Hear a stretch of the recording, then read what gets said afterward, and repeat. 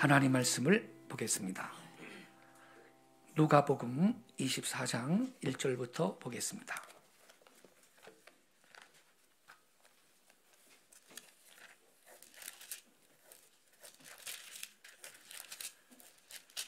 누가복음 24장 1절부터 12절까지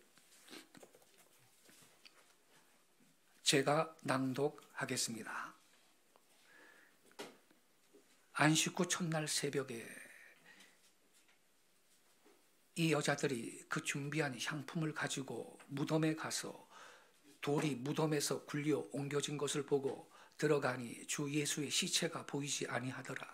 이로 인하여 근심할 때에 문득 찬란한 옷을 입은 두 사람이 곁에 섰는지라.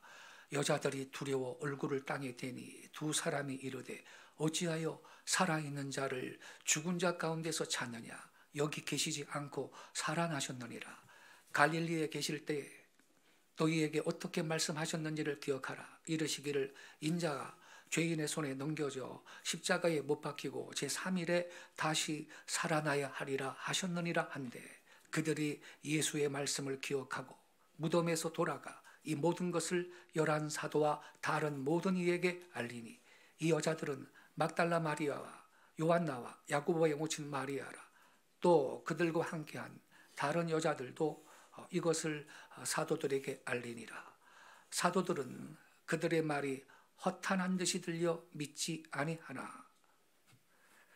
올해 12절은 같이 읽겠습니다.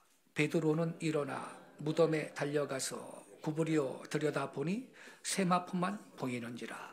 그 된 일을 놀랍게 여기며 집으로 돌아가니라. 아멘.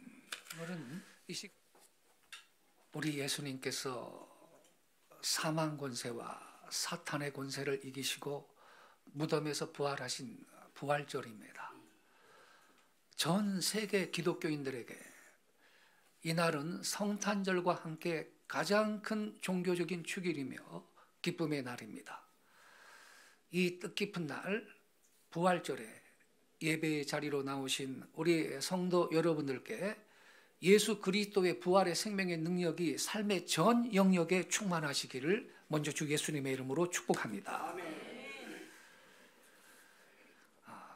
우리 예수님께서는 유대교 지도층의 시기와 적대감, 백성들의 무지와 변덕, 제자의 배신, 로마 총독의 정치적 계산과 비겁함이 야합한 결과로 십자가형에 채워져서 죽으셨습니다. 근데 그 죽음은요, 우리 예수님께서 예상하시지 못한 게 아니었습니다. 우리 예수님께서는 그렇게 죽으실 것을 이미 알고 계셨습니다. 뿐만 아니라 다시 살아나실 것까지도 우리 주님은 다 알고 계셨습니다. 알고 고난을 당하신 것입니다. 그 성경의 근거를 이 시간 확인해 보겠습니다. 마태복음 16장 21절입니다. 이때로부터 예수 그리스도께서 자기가 예루살렘에 올라가 장로들과 대제사장들과 서기관들에게 많은 고난을 받고 죽임을 당하고 제3일에 살아나야 할 것을 제자들에게 비로소 가르치시니 우리 주님께서 십자가의 고난, 죽이심, 죽임을 당하심, 3일에 살아날 거 미리 가르쳐 주셨어요. 마태복음 17장 9절에도 기록이 되어 있습니다. 저희가 산에서 내려올 때 예수께서 명하여 가라사대 인자가 죽은 자 가운데서 살아나기 전에는 본 것을 아무에게도 이르지 말라 하시니 여기에서도 죽임을 당하시고 부활하실 것을 미리 예고하시죠. 마태복음 17장 22절 23절에도 기록이 되어 있습니다. 갈릴리에 모일 때 예수께서 제자들에게 이르시되 인자가 장차 사람들의 손에 넘기워 죽임을 당하고 제3일에 살아나리라 하시니 제자들이 심히 근심하더라. 또 있습니다. 마태복음 20장 18절 19절입니다. 보라 우리가 예루살렘으로 올라가노니 인자가 대제사장들과 서기관들에게 넘기움에 저희가 죽이기로 결단하고 이방인들에게 넘겨주어 그를 능욕하며 채찍질하며 십자가에 못 박게 하리니 제3일에 살아나리라. 십자가에 못 박혀 죽으실 것, 3일에 그러나 살아나실 것 미리 다 주님 말씀하십니다. 또 있습니다. 마태복음 26장 31절부터 32절입니다. 때에 예수께서 제자들에게 이르시되 오늘 밤에 너희가 다 나를 보리리라. 기록된 바 내가 목자를 치리니 양의 떼가 흩어지리라 하였느니라. 그러나 내가 살아난 후에 너희보다 먼저 갈릴리로 가리라. 미리 말씀하십니다. 마태복음 27장 62절 63절에도 기록되어 있습니다. 그 이튿날은 예비일 다음 날이라. 대제사장들과 바리새인들이 함께 빌라도에게 모여 가로되 주여 저 유혹하는 자가 살았을 때 말하되 내가 사흘 후에 다시 살아나리라 한 것을 우리가 기억하노니. 이렇게 여러분 예수님께서는 순환을 당하시고 십자가에 못이 박혀 죽임을 당하시고 그러나 3일 만에 부활하실 것을 알고 계셨고 그걸 미리 다 가르쳐 주셨습니다. 예수님은 자신이 죽임을 당할 거 3일 만에 다시 살아날 거 알고 계셨습니다. 사실 예수님은 이걸 위해서 세상에 오신 것입니다. 예수님이 세상에 오신 목적이 거기에 있었습니다. 하나님의 아들이신 예수께서 사람의 모양으로 세상에 오신 목적이 바로 거기에 있었던 것입니다. 우리 예수님께서 그러한 목적으로 오셨다라는 것은 그것이 하나님의 계획이었다라는 것을 보여주는 것입니다. 무슨 계획인가요? 이 세상을, 우리를 구원하시려는 계획인 것입니다. 자, 그렇다면 여러분, 우리를 구원하시려면 그냥 구원하시면 되지. 왜 굳이 하나님의 아들이 사람으로 이 세상에 태어나셔야 했고 또 왜 하필 십자가에 달려 죽으셔야 했느냐, 이러한 의문이 생길 수가 있습니다.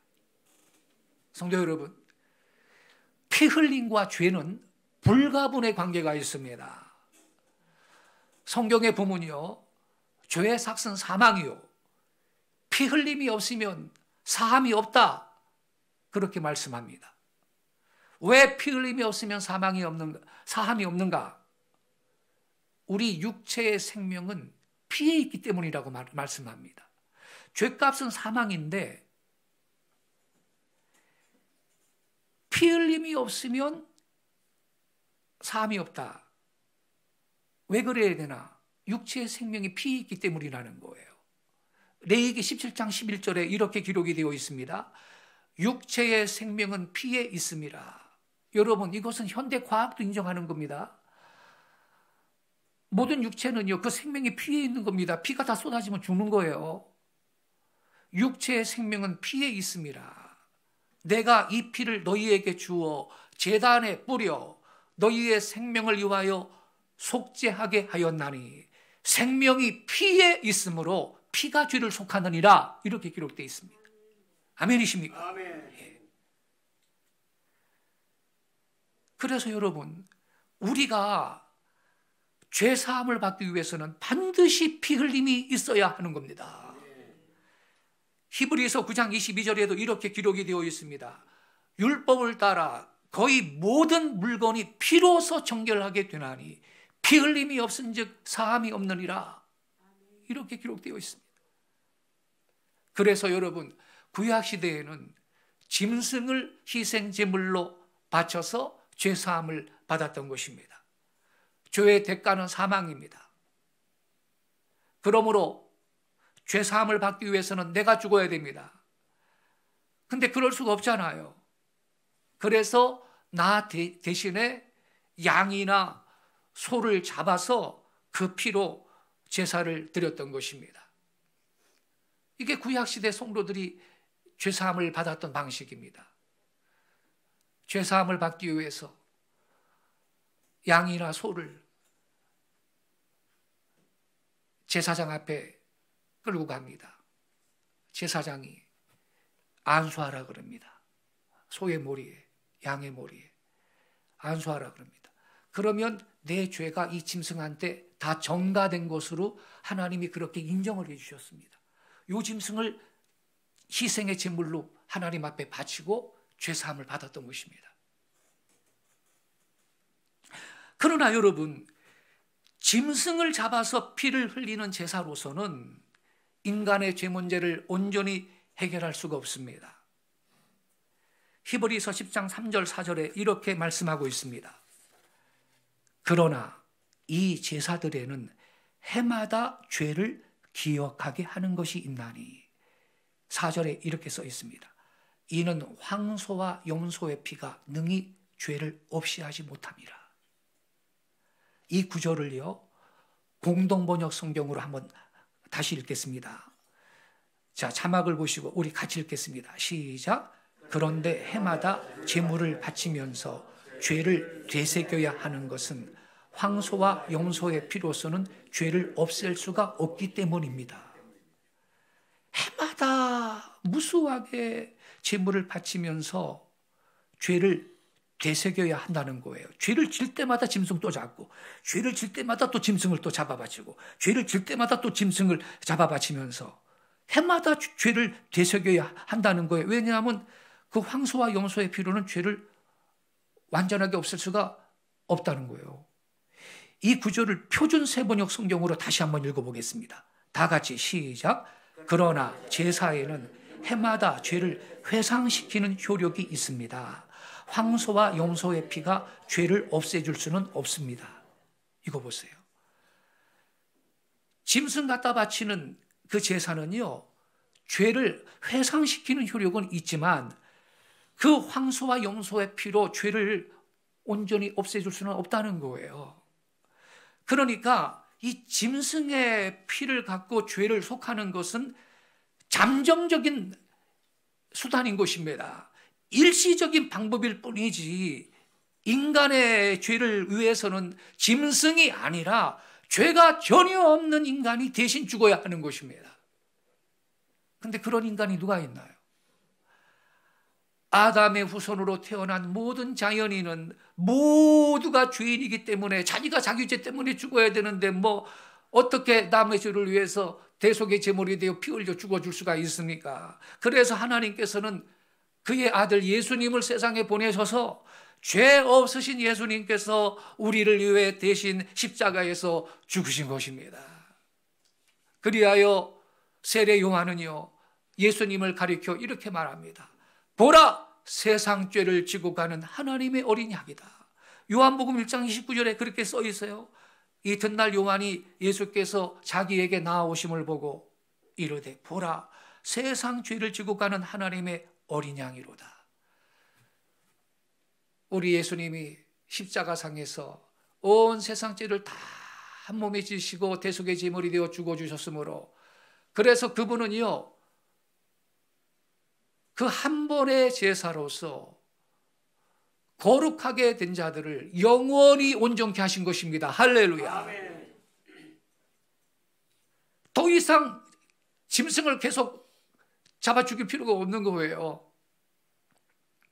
또 한 가지 의문이 제기될 수 있습니다. 세상을 구원하시려고 사람이 되신 하나님의 아들께서 세상 권력에 의해서 그렇게 십자가에 못이 박혀 죽으셨다는 이 사실을 선뜻 이해하기가 힘들 거예요. 어찌해서 하나님은 당신의 아들을 사람으로 세상에 살게 하셨고 또 가장 치욕스럽고 고통스러운 십자가형에 처해지게 해야만 했을까? 이러한 의문이 일어날 수 있습니다. 성도 여러분, 십자가 처형은 참혹한 겁니다. 찬송가 269장은요, 예수님의 십자가를 그 참혹한 십자가에, 그렇습니다. 참혹한 십자가입니다. 왜 주님께서 그렇게 참혹하게 고난 가운데 십자가의 죽임을 당해야 했습니까? 그리스도의 그 참혹한 십자가는요, 바로 우리의 죄를 가리키는 거예요. 우리들의 죄가 얼마나 크고 무거운 것인가를 그게 깨우쳐 주는 거예요. 여러분, 이 세상의 모든 악은 죄로 말미암은 것입니다. 하나님의 아들이 아니면 이 세상 그 누구도 해결할 수 없을 만큼 인간의 죄는 크고 무거우며, 그로 인한 세상의 악은 거대하기 그지없다는 것을 그 십자가가 가르쳐 주는 것입니다. 그렇게 일찍이 구약의 대선지자 이사야는요, 예수님께서 오시기 700여 년 전에 이미 그 십자가의 순환을 자세하게 예언을 했던 것입니다. 구약성경 이사야 53장 3절부터 9절을 제가 읽겠습니다. 저랑 한 절씩 교독하겠습니다. 제가 먼저 3절을 읽겠습니다. 그는 멸시를 받아 사람들에게 버림받았으며 강고를 많이 겪었으며 질고를 아는 자라. 마치 사람들이 그에게서 얼굴을 가리는 것 같이 멸시를 당하였고 우리도 그를 귀히 여기지 아니하였도다.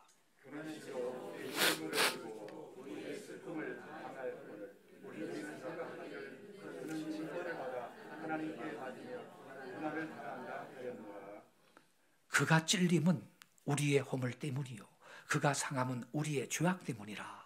그가 징계를 받음으로 우리는 평화를 누리고 그가 채찍에 맞음으로 우리는 나음을 받았도다.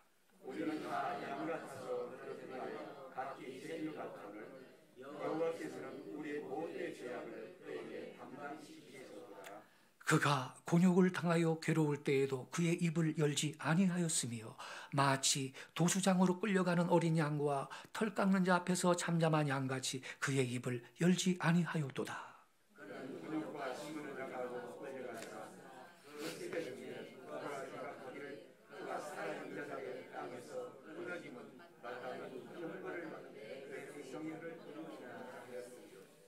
그는 강포를 행하지 아니하였고 그의 입에 거짓이 없었으나 그의 무덤이 악인들과 함께 있었으며 그가 죽은 후에 누구와 함께 있었다 그랬죠? 부자와 함께 있었도다. 아리마대 부자 요셉이 예수님의 시신을 요구해서 장사 지냈죠. 이렇게 구체적으로 예언을 하고 있는 겁니다. 예수님이 세상에 오시기 700여 년 전에 활동했던 이사야 선지자가 보고 쓴 것 같아요. 이 구약 성경 이사야 53장은요. 고난받는 종에 대한 기록입니다. 지난 수요일 날 말씀을 드렸던 시편 22편과 더불어서 십자가 죽음과 순환이 완벽하게 예언되어 있는 겁니다. 설교의 왕자라는 별명을 갖고 있는 영국의 스펄전 목사님은 이 이사야 53장을 성경의 지성소다 이렇게 불렀습니다.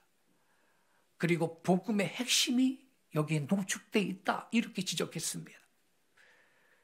미국의 그레이스 침례교회 존 메가다 목사님은 이렇게 말합니다.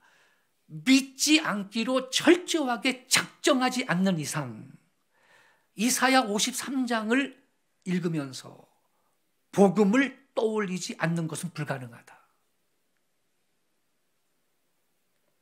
그런데 저 유대인들은요, 이 신약 성경 안 믿잖아요. 거참 기독교인들이 그 목수 아들이었던 예수가 뭔 메시아라고 믿고 있는지 모르겠네. 이래요. 지금도 머리가 그렇게 돌아가요, 저 유대인들이. 그러면 이사야 53장 읽으면요, 깨달아야 되잖아요. 그래도 눈이 가려가지고 몰라요. 이사야 53장 읽지 말라 그래요, 오히려.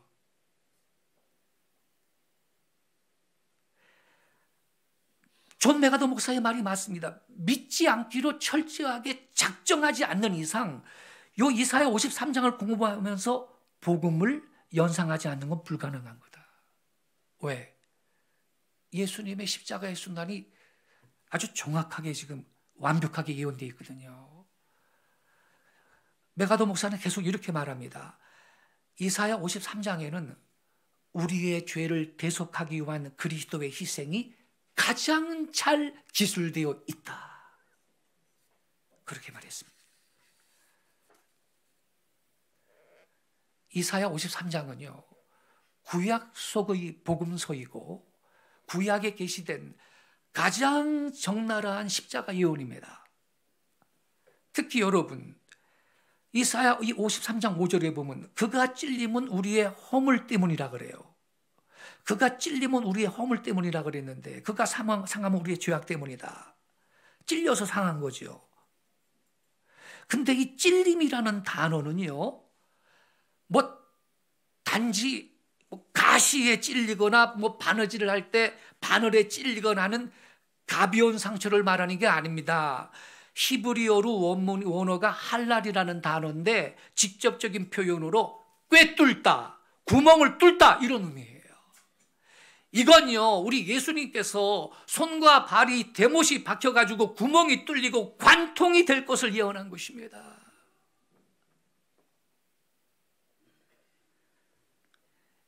예수님의 이 머리에도 가시로 만든 관이 눌려져 가시들이 피부를 뚫었습니다.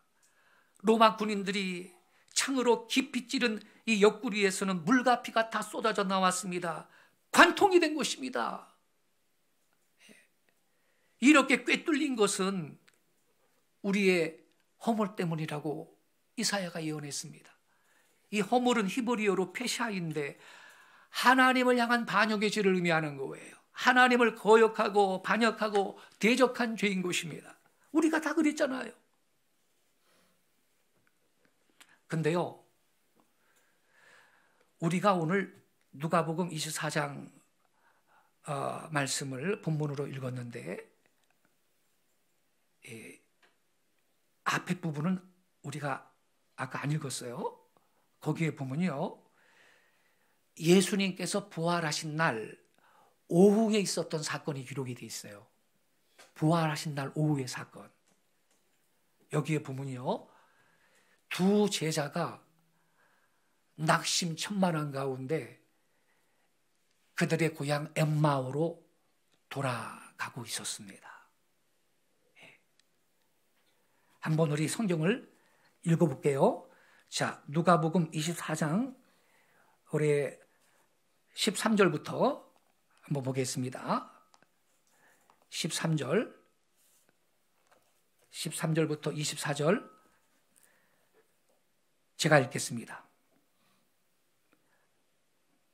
그날에 그들 중 둘이 예루살렘에서 25里 되는 엠마오라 하는 마을로 가면서, 우리가 아까 12절까지 읽었습니다. 이 모든 된 일을 서로 이야기하더라. 그들이 서로 이야기하며 문의할 때 예수께서 가까이 이르러 그들과 동행하시나. 부활하신 예수님이에요. 16절, 그들의 눈이 가리워져서 그인 줄 알아보지 못하거늘 예수께서 이르시되 너희가 길 가면서 서로 주고받고 하는 이야기가 무엇이냐 하시니 두 사람이 슬픈 빛을 띠고 머물러 서더라. 그 한 사람인 글로바라 하는 자가 대답하여 이르되 당신이 예루살렘에 체류하면서도 요즘 거기서 된 일을 혼자만 알지 못하느냐? 이르시되 무슨 일이냐? 이르되 나사렛 예수의 일이니 그는 하나님과 모든 백성 앞에서 말과 일에 능하신 선지자이거늘 우리 대제사장들과 관리들이 사형 판결에 넘겨주어 십자가에 못 박았느니라. 우리는 이 사람이 이스라엘을 속량할 자라고 바라노라. 이뿐 아니라 이 일이 일어난 지가 사흘째요. 또한 우리 중에 어떤 여자들이 우리로 놀라게 하였으니 이는 그들이 새벽에 무덤에 갔다가 그의 시체는 보지 못하고 와서 그가 살아나셨다 하는 천사들의 나타남을 보았다 함이라. 지금 이 두 제자가 우리가 앞에 읽었죠. 이거 다 전에 들었던 상태라고요. 근데도 이걸 못 믿고 있는 거죠. 그래서 슬픔 가운데 지금 낙향을 하고 있는 거예요. 24절. 또 우리와 함께한 자 중에 두어 사람이 무덤에 가 과연 여자들이 말한 바 같음을 보았으나 예수는 보지 못하였느니라 하거늘. 자, 여러분, 여기 지금 두 제자는 11사도 중에 그 두 제자가 아닙니다. 이 글로바, 그랬죠? 글로바는 12사도 중에 없었죠. 한 사람은 글로바고 한 사람은 마리아예요. 여기를 좀 접어두시고요. 요한복음 19장 25절 한번 보겠습니다. 요한복음 19장 25절. 자, 한 사람이 마리아인데 이 사람들이 부부예요. 부부. 요한복음 19장 25절 같이 읽겠습니다. 시작. 예수의 십자가 곁에는 그의 어머니와 이모와 글로바의 아내 마리아와 막달라 마리아가 섰는지라. 누구의 아내 마리아라 그랬어요? 글로바의 아내 마리아라 그랬잖아요. 그런데 다시 누가복음 24장으로 가서 여기 보면 18절에 보면요. 그 한 사람인 누가? 글로바라 하는 자가 대답하여 이르되 그랬잖아요. 그러니까 두 사람이 가는데 한 사람은 글로바고 그러면 옆에 있던 한 사람은 글로바의 아내 마리아예요. 부부가 지금 길을 가고 있는 거예요. 엠마오로 가고 있는 거예요. 왜 갔느냐? 자기들이 믿고 의지하고 메시아라고 그렇게 섬겼던 예수님은 죽었다. 이제 뭐 우리가 어떻게 살아야 돼? 그냥 고향 가서 뭐 이전처럼 그렇게 뭐 물고기를 잡든지 농사를 하든지 양을 치든지 그러면서 살아야지 뭐. 그리고 지금 낙심천만해서 지금 엠마오로 가고 있는 거예요.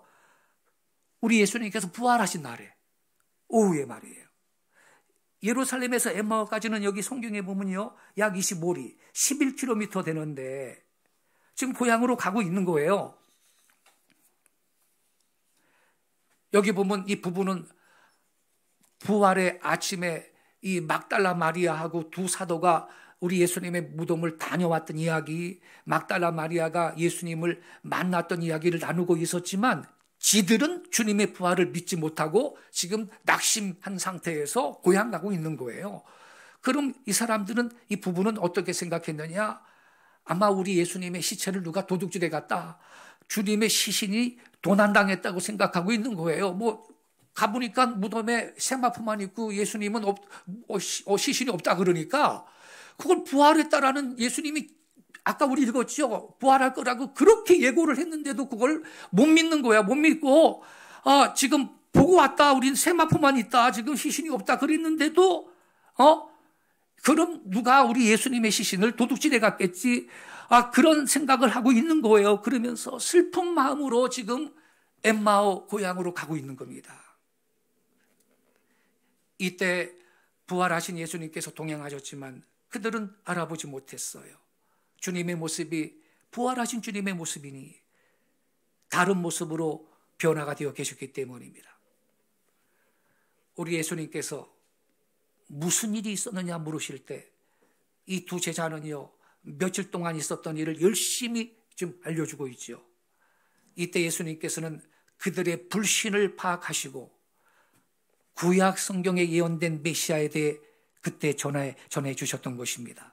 아까 우리가 24절까지 읽었죠? 자, 25절부터 27절 같이 읽겠습니다. 시작.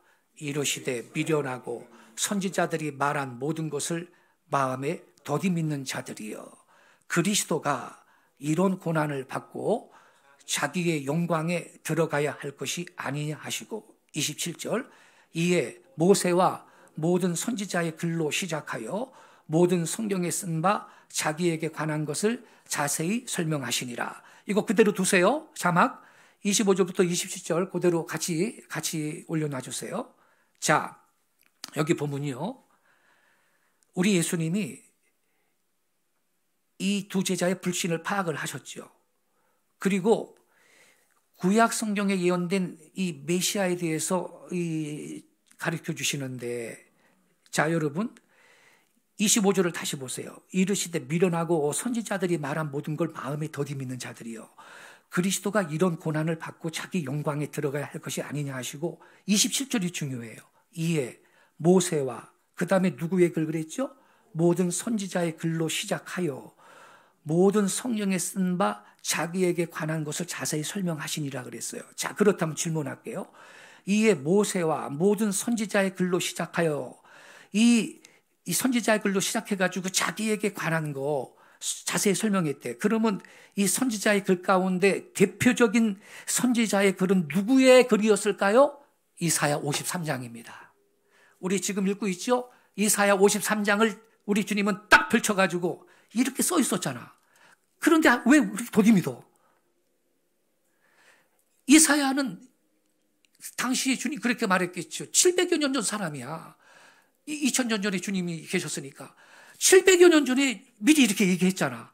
그대로 됐잖아. 주님이 그렇게 두 제자한테 설명을 해주는 건데 이 모든 선지자의 글로 시작해서 그것은 당연히 이사야 선지자가 말한 이사야 53장을 펼쳐놓고 얘기를 한 거예요. 그리고 당연히 지난 금요일 날 말씀드렸던 시편 22편도 십자가의 순환이 자세하게 예언되어 있었다 그랬죠. 그것도 다 펼쳐놓고 지금 설명을 하신 거라고요. 그러니까 그리스도의 죽음에 당황하고 낙심한 채 엠마오로 가는 두 제자 앞에 이 부활하신 예수님이 나타나셨는데 이때 예수님은 그들과 동행하면서 틀림없이 이사야 53장을 가르쳐 주셨던 것입니다.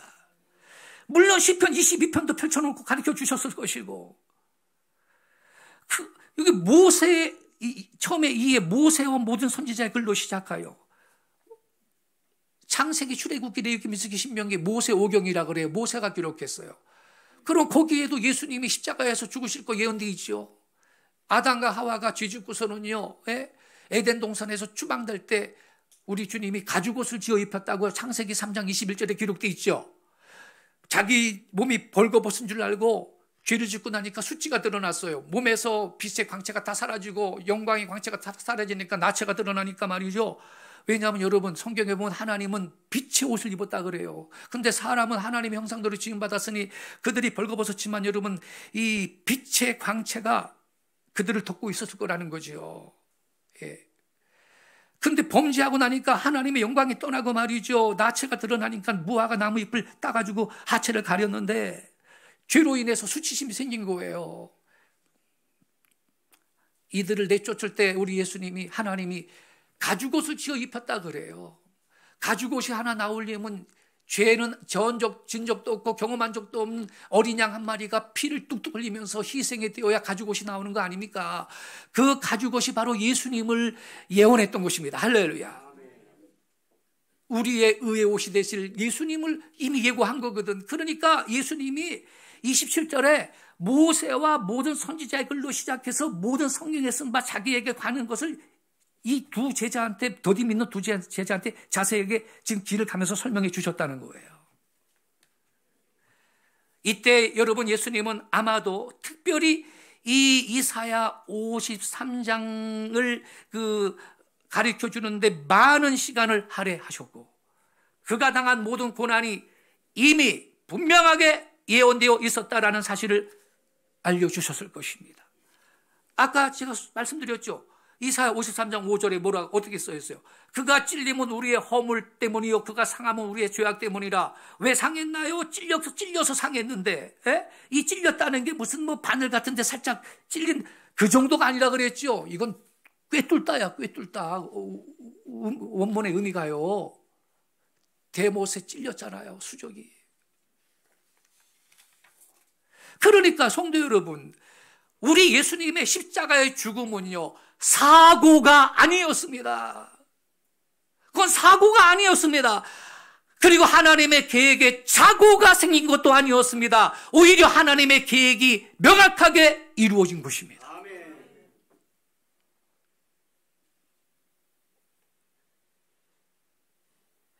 예수 그리스도가 이 땅에 오시기 약 700여 년 전에 활동했던 선지자 이사야는요 이렇게 예수 그리스도의 십자가의 고난을 매우 세세하고 정확하게 예언했습니다. 이사야 53장에는요 성경의 정수이자 진리가 있습니다. 죄 없으신 예수 그리스도께서 희생의 제물이 되심으로 우리는 죄 사함을 받았다라는 사실이 기록되어 있는 것입니다. 그가 채찍에 맞음으로 나음을 얻었다 그래요. 이 진리로 우리는 오늘도 하나님 앞에 그 예수 그리스도의 보혈을 의지하여 지성소 앞으로 담대하게 나아가 예배드릴 수가 있게 된 것입니다. 할렐루야. 얼마나 감사합니까? 우리는 예수 그리스도의 대속하심으로 인하여 하나님 앞에 의로웠다함을 받았기 때문인 것입니다. 이렇게 여러분, 구약성경 이사야 53장은 그리스도가 누구이신지, 세상에서 그분이 어떤 대우를 받으실 것이며 또한 어떻게 대속을 성취할 것인가 우리한테 구체적으로 보여주고 있는 것입니다. 선지자 이사야 예언대로 예수님은 인간이 갚아야 할 이 죄값을 대신 치르신 것입니다. 인간이 당해야 할 치욕과 고통을 하나님이 친히 감당하신 것입니다. 그래서 앞서 말씀드렸듯이 이 예수님이 당한 이 십자가의 형벌은요, 참혹한 것이라 그랬는데 우리의 죄가, 우리 인간들의 죄가 얼마나 크고 무거운 것인지, 아울러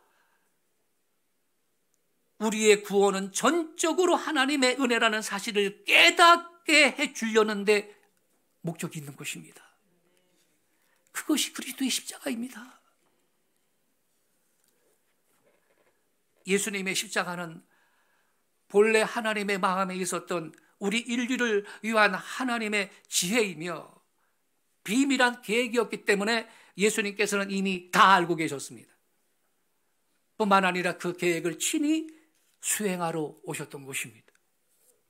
비록 인간의 몸으로서 그 십자가를 지는 게 너무나 힘드셨지만 우리 예수님은 죽기까지 하나님의 뜻에 복종하셨습니다.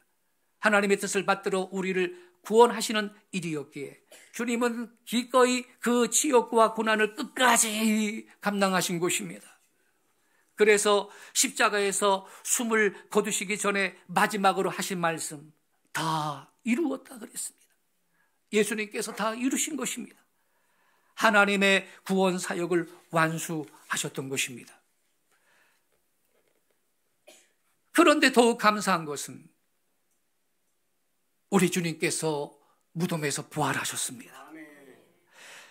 우리 예수님의 십자가는 하나님의 완전한 승리이기 때문에 죽음으로 끝나서는 아니 될 것이었습니다. 그래서 예수님께서는 그분이 친히 예고하셨던 대로 사흘 만에 다시 살아나셨습니다. 부활로서 십자가의 승리를 확증하신 것입니다. 그래서 여러분, 예수님의 부활은 죽음에 대한 승리입니다. 악하고 거짓된 이 세상에 대한 승리입니다. 악과 거짓의 원조인 사탄에 대한 승리입니다. 이 예수님의 승리가 우리 승리인 줄로 믿습니다. 우리 예수님이 대속의 제물이 되어 내 모든 죄를 사하시고 죽으셨고 부활하셨으므로 그분은 부활의 첫 열매가 되셨고, 그리하여 구원받은 저와 여러분은 우리 예수님처럼 우리도 부활하게 될 걸 믿으시기 바랍니다.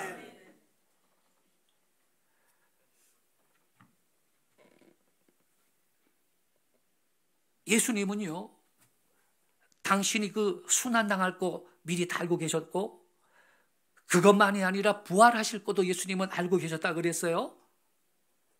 그래서 당신이 당할 이 십자가의 고난과 죽음을 제자들한테 예고를 하실 때마다 십자가에서 죽으시고 3일 만에 제3일에 다시 살아날 것이다, 이것 또한 말씀하셨는데, 그런데요, 이 말씀을 제자들은 이해하지 못했어요.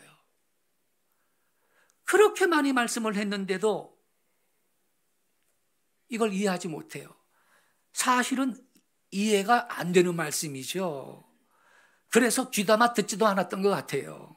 오죽하면 엠마와 도상의 이 두 제자는요, 지금 막달라 마리아하고 다 지금 무덤에 가서 지금 세마포만 입고 시신이 없다고 그 말 다 하고 왔는데, 했는데도 그거 듣고도 뭐 누가 도둑질 해가 나보다 시신을, 이렇게 지금 생각하고 있는 거예요.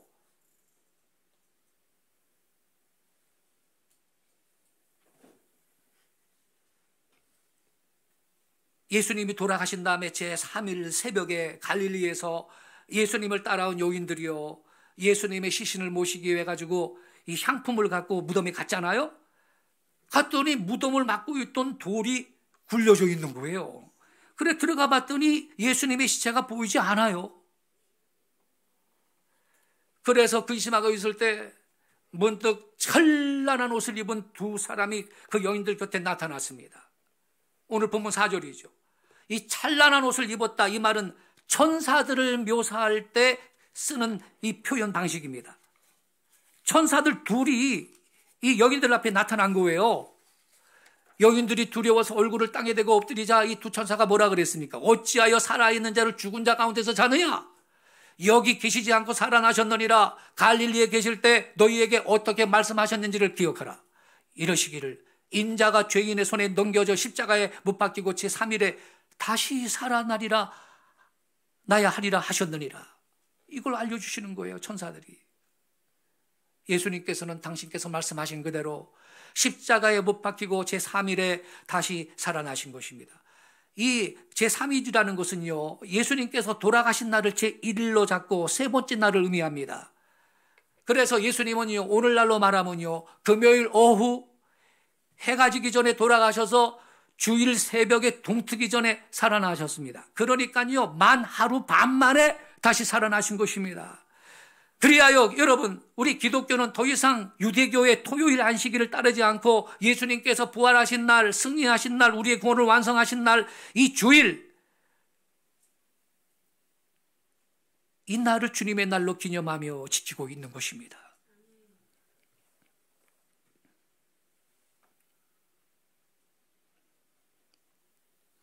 다시 본문으로 돌아와서 여인들은요, 그제서야 예수님의 말씀이 생각났고요, 무덤에서 돌아가가지고 그 모든 걸 제자들한테 달렸죠. 보고했어요. 그러나 제자들은 어떻게 반응했나요? 11절에 보니까 허탄한 듯이 들려가지고 믿지 않았답니다. 제자들도. 오직 베드로 한 사람만 일어나가지고 무덤에 달려가가지고 몸을 구부려서 그 안을 들여다봤다고 그랬어요. 그리고 거기에서 예수님의 시신을 쌌던 세마포만 보고 놀랍게 여기며 집으로 돌아갔습니다. 부활하신 예수님께서는 그 후에 부활하신 날 오후라 그랬지 아까? 예루살렘에서 25일이나 되는 엠마우라 하는 마을로 가던 두 제자한테 나타났어요. 글로바 부부. 처음에는 그들이 예수님을 알아보지 못하다가 나중에서야 눈이 밝아져가지고 그들이 만나니까 예수님을 깨달았습니다. 그리고 그 자리에서 일어나가지고 예루살렘으로 돌아가서 제자들에게 우리 예수님이 과연 살아나셨다라고 이 두 제자가 또 일러줍니다. 그러나 제자들은 그때도 역시 믿지 않았다. 마가복음의 기자가 그렇게 써놨어요. 마가복음 16장 13절에 이렇게 기록되어 있습니다. 두 사람이 가서 남은 제자들에게 알리었으되 역시 믿지 아니하니라.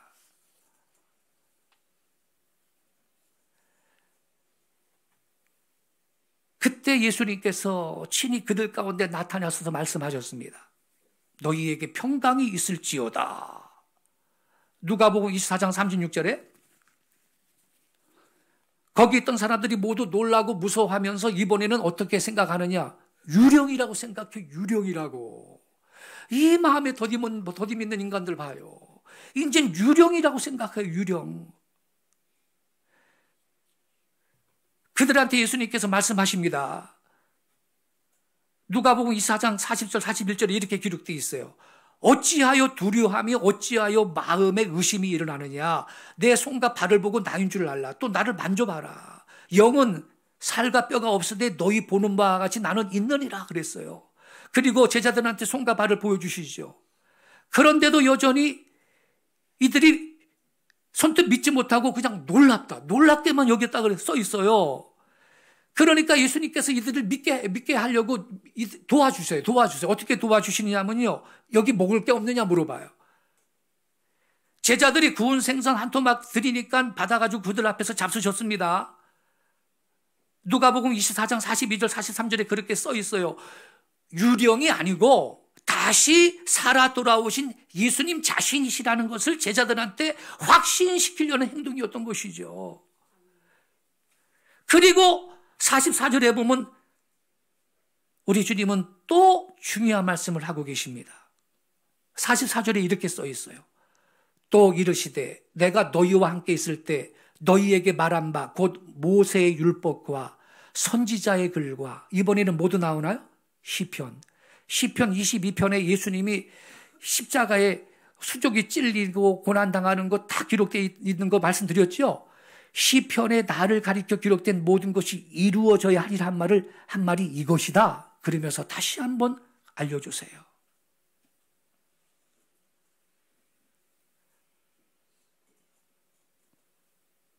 근데 요한복음을 쓴 사도 요한은요, 마태복음, 누가복음에 없는 사건을 기록해 놨는데, 이때 도마가 없었어요. 어디 뭐 바깥에 있었는데 없었어요. 예수님이 오셨을 때 도마가 없었는데, 나중에 다른 제자들이 도마야, 너 없었을 때 부활하신 예수님 여기 오셨었다, 우리 만났어. 그랬더니 도마가 뭐라 그래요? 내가 그의 손에 못자국을 보고 내 손가락을 그 못자국에 넣고 내 손을 그 옆구리에 넣어보지 않고는 믿지 않겠노라 그래요. 그런데 여드레를 지나서 제자들이 다시 집 안에 있을 때 도마도 그때는 함께 있었는데요, 문들이 닫혔는데도 예수님께서 오셔요. 그리고 도마한테 말씀하셨죠. 내 손가락을 이리 내밀어 내 손을 보고 내 손을 내밀어 내 옆구리를 넣어봐라. 그리고 믿음 없는 자가 되지 말고 믿는 자가 되라 그랬습니다. 요한복음 20장 26절에 그대로 해봤죠. 도마가 그대로 해봤어요. 그 다음에 이렇게 고백합니다.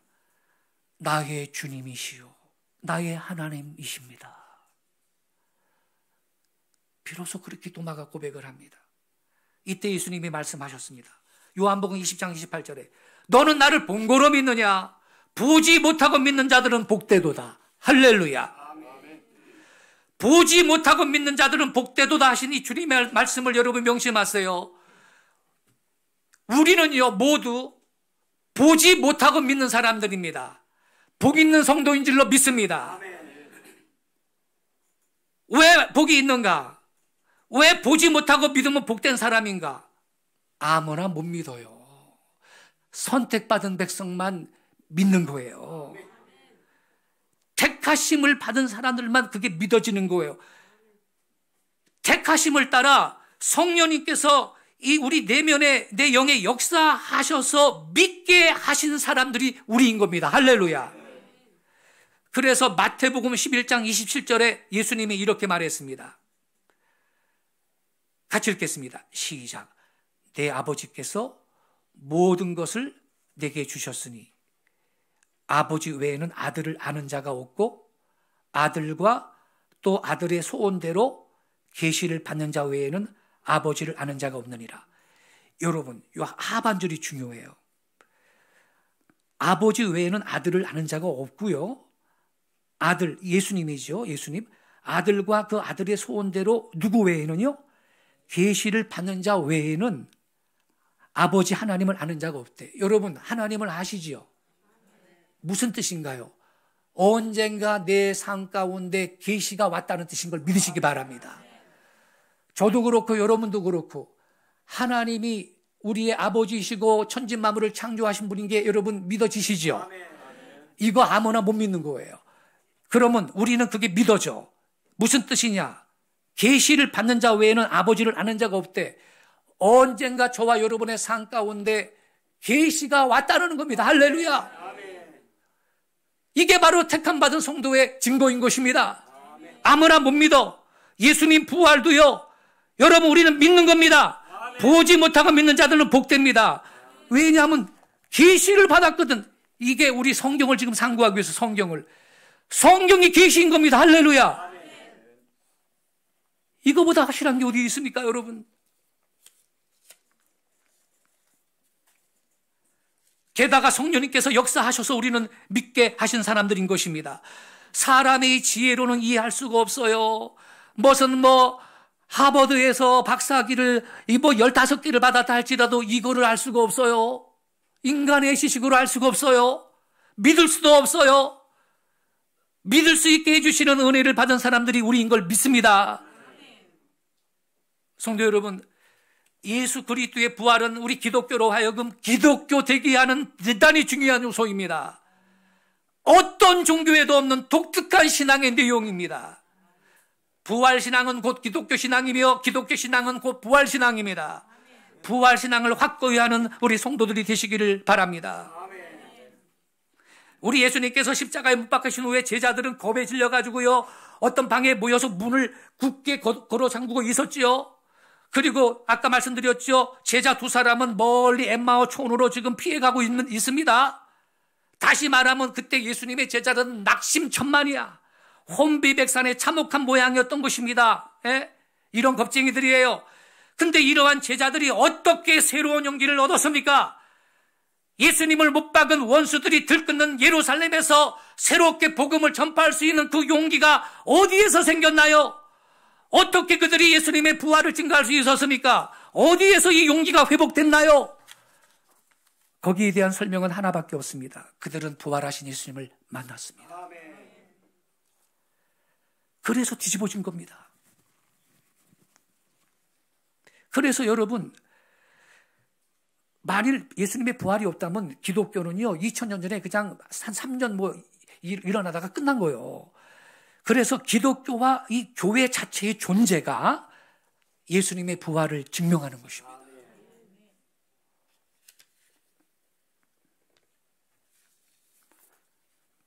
결론을 내리겠습니다. 성도 여러분, 기독교 신앙의 기초는 십자가와 부활입니다.